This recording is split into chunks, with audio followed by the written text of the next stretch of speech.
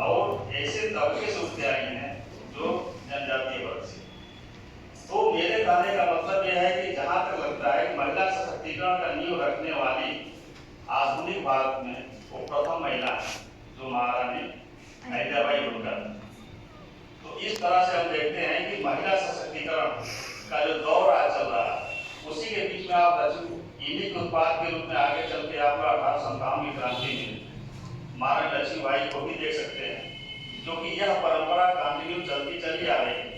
और अंत में यह भी देख रहे हैं कि किस तरह से शासन संभालने के बाद यह महिला भारत के विकास में, विशेषकर अपने साम्राज्य के विकास में धार्मिक रूप से, जैसे हमारे धर्म में शुरू से ही कहा गया है कि परहित सरिस धर्म नहीं भाई, पर पीड़ासन नहीं अथाई। इस सिद्धांत में चलने वाली जो शासिका रही वह है अहिल्याबाई होलकर, और उन्हीं का 300वीं जन्मशती मनाई जा रही है।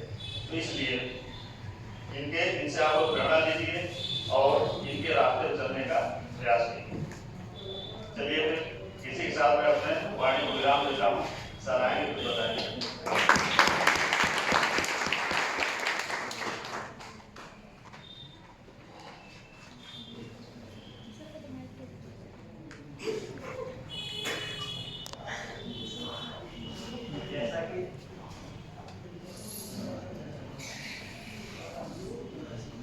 जैसा कि आप लोगों ने अभी डी.एस. जंतु सर, जिला समाज कल्याण अधिकारी सर और यहाँ पर अभ्युदय कोचिंग के शिक्षक श्री गणेश सिंह सर द्वारा आप लोगों को अहिल्याबाई होलकर के बारे में बताया।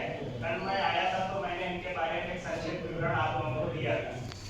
तो सेवा सुशासन के इस वर्ष में जब हम अपना अमृत महोत्सव भी सरकार के नेतृत्व में मना रहे हैं, तो 300वीं इस वर्ष में जहाँ महारानी अहिल्याबाई होलकर ने एक महिला होकर के उस कर्तव्य पद को चुना, धर्म पद को चुना, कि आज उनकी प्रेरणा से सरकार भी क्या नाम है सेवा सुशासन का वर्ष मना रही है। इस क्रम में महिलाओं को किस तरह आगे बढ़ाया जाए, महिलाओं का सशक्तिकरण किस तरह किया जाए।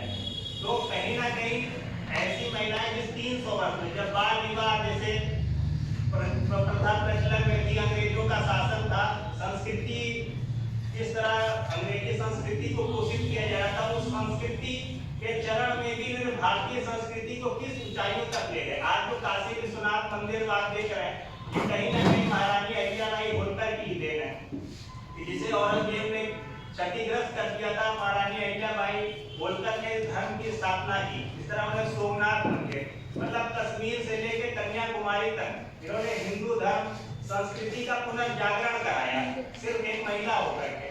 तो इस तरह महिलाओं के रूप में आप लोग भी यहाँ शिक्षा ले रहे हैं, और स्त्री शिक्षा के रूप में पहली ऐसी महिला जिन्होंने अपने होलकर साम्राज्य में उसका विस्तार किया।